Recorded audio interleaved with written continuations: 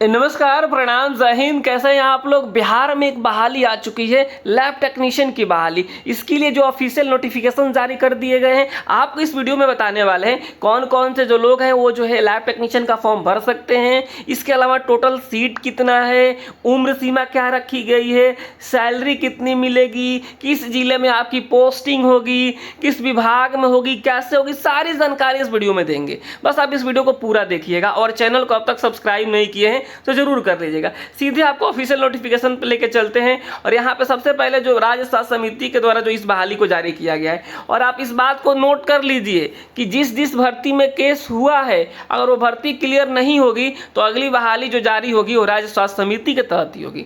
आपने एएनएम के केस में देखा कि एएनएम वाला मामला जो बीटीएससी से निकला था वह अभी चल रहा है सुप्रीम कोर्ट में, तो राज्य स्वास्थ्य समिति के द्वारा बहाली जारी कर दिया गया। लैब टेक्नीशियन में आप देख लीजिए, अभी मामला चल रहा है, हाई कोर्ट सुप्रीम कोर्ट जो है राज्य स्वास्थ्य समिति के द्वारा बहाली जारी कर दिया गया। ऐसा ही होता है। तो ये जो बहाली है इसमें टोटल सीटों की संख्या 1068 है। 1068 सीटें हैं टोटल।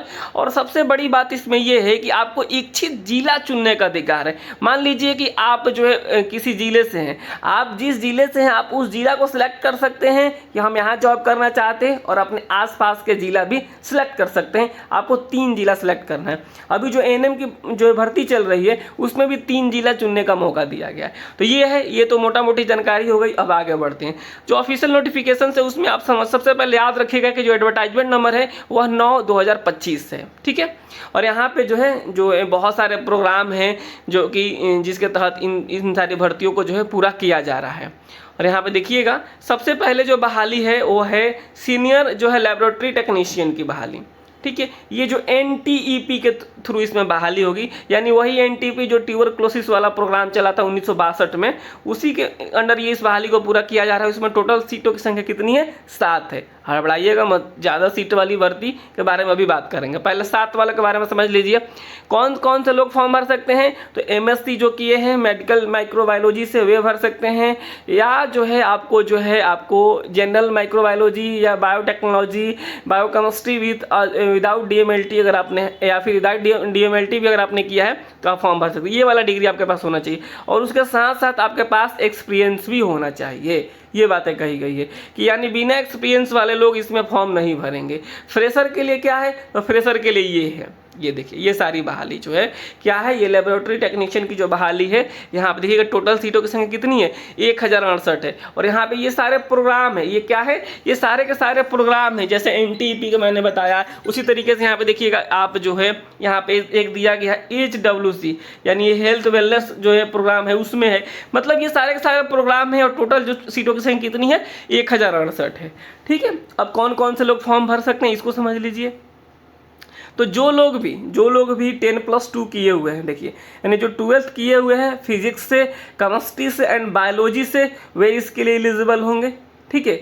दूसरा, इंटरमीडिएट आपने किसी भी स्ट्रीम से किया है, या फिर आपने जो है 10+2 जो किया है फिजिक्स, केमिस्ट्री एंड बायोलॉजी से, तो आप एलिजिबल हैं। इस तरीके से मतलब होता है ना, दोनों में से कोई एक, ये वाला का मतलब होता है दोनों में से कोई एक।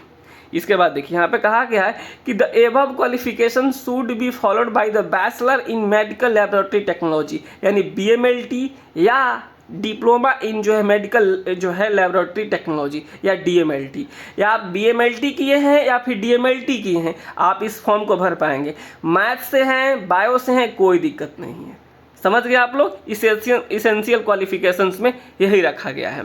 और इस तरीके से यहाँ पे टोटल सीटों की संख्या कितनी है? 1038। पोस्ट का नाम है लैबोरेटरी टेक्नीशियन, ठीक है। ये अब किस में आपको जाना है ये जो है वो डिसाइड करेंगे। अभी आपको सीधे आपको फॉर्म अप्लाई करना है। आपको ये डिपार्टमेंट अभी आपको चूज नहीं करने को मौका मिलेगा। समझ गए आप लोग? इस तरीके से एनए में नहीं मिल रहा है। अब यहाँ पे देखिएगा सैलरी समझ लीजिए। जो सैलरी मिलेगा वो जो है सीनियर लैबोरेटरी टेक्नीशियन के लिए 24,000 मिलेगा, और जो लैबोरेटरी टेक्नीशियन है डीएमएलटी बीएमएलटी वाले विदाउट एक्सपीरियंस, उनको 15,000 रुपये मिलेगा महीने का। ये बात है इसमें कहा गया है। जो कट ऑफ डेट रखा गया है वो 1/8/2025 रखा गया, यानी जो आपकी उम्र है 1/8/2025 को 21 साल हो जाना चाहिए। और अधिकतम की बात करें तो जो है ईडब्ल्यूएस में और या फिर अनारक्षित वर्ग जो है उनका मैक्सिमम 37 साल से ज़्यादा नहीं होना चाहिए। इसके अलावा पिछड़ा वर्ग कहते हैं, पिछड़ा वर्ग के लिए 40 दिया गया है और वहाँ पे ईडब्ल्यूएस महिला के लिए 40 और अनुसूचित जाति जनजाति के लिए 42 दिया गया। इस तरीके से ये सारी चीज़ें दी गई है। हालांकि मैं एक बात और बता दूं कि जो लोग भी जिनका उम्र जो है 2021 के बाद 37 से ऊपर हुआ है वे लोग भी फॉर्म को भर सकते हैं। ठीक है, यहाँ पे दे दिया गया।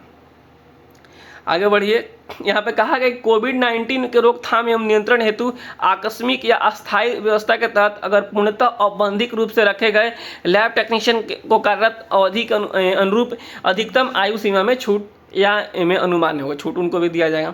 इस तरीके से सारी चीज़ें दी गई है। अब समझ लीजिए फॉर्म कब से ऑनलाइन होगा। तो जो फॉर्म ऑनलाइन होगा वो 1 तारीख से शुरू हो जाएगा, यानी 1 अगस्त से 1 सितंबर से जो है फॉर्म शुरू हो जाएगा और मात्र आपको 15 दिन का समय मिलेगा। 15 सितंबर को ये लास्ट डेट इसका हो जाएगा। ठीक है, ये सारी चीज़ें आगे बढ़ते हैं हम लोग। आगे इसमें जो है क्या बातें कही गई है उसको आगे आपको बता देते हैं कि कौन कौन से डॉक्यूमेंट्स लगेंगे। तो देखिए, अगर आप जो है अनुसूचित जाति जनजाति से हैं तो आप फटाफट निवास अप्लाई कर दीजिए और जाति प्रमाण पत्र बनवा लीजिए। अगर आप पिछड़ा वर्ग और अत्यंत पिछड़ा वर्ग से आते हैं तो फटाफट निवास और ये जो है आप NCL बनवा लीजिए। ये बहुत ज़रूरी मैं बात बता रहा हूँ आपको। और जो तीसरा, अगर आप EWS में आते हैं तो आप जो है निवास और जो है EWS बनवा लीजिए। कौन कहाँ से बनवाना है ये बातें यहाँ पर सारी लिख दी गई है। देखिए, जो हमेशा बनवाया जाता है, जो निवास बनवाया जाता है वो जहाँ पर रहते हैं वहाँ से निवास बनवाना है। और जो जाति बनवाना है, जाति और NCL बनवाना होता है, कहाँ से बनवाना होता है, वो पिताजी के एड्रेस से बनता है, यानी ससुराल से बनता है महिला होने के केस में। बाकी पुरुष है तो आपको कुछ सोचना है नहीं, सब आपके घर से बनेगा।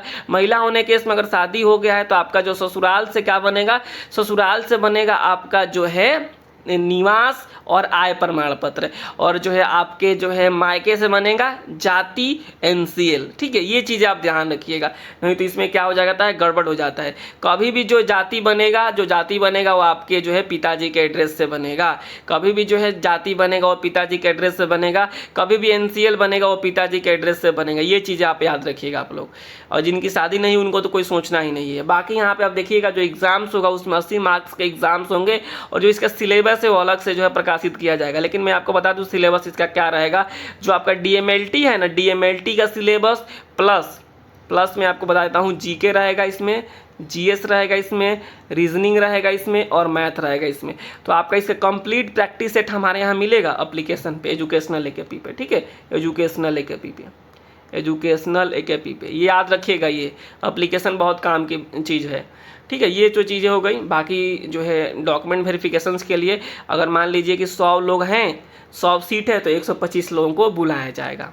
ठीक है, नहीं सॉरी, अगर 100 लोग हैं तो समझिएगा कि जो है 100 लोग का सीट है तो यहाँ पे जो है 250 लोगों को जो है डॉक्यूमेंट वेरिफिकेशंस के लिए बुलाया जाएगा। ठीक है, इस तरीके से यहाँ पे सारा जो चीज़ दे दिया गया है। बाकी जो अपडेट आएगा मैं आप सभी के साथ ज़रूर शेयर करूँगा। फिलहाल आपको मैंने जो बोला है, आपने अब तक डॉक्यूमेंट्स नहीं बनवाए हैं तो डॉक्यूमेंट्स फटाफट आप लोग बनवा लीजिए और जो है इस फॉर्म का भरने के जो है बारे में सोचने लगिए, क्योंकि 1 सितंबर से इसका फॉर्म शुरू हो जाएगा। ठीक है, इस वीडियो में इतना ही रखते हैं, बाकी अपडेट बहुत जल्द देंगे। नमस्कार, धन्यवाद।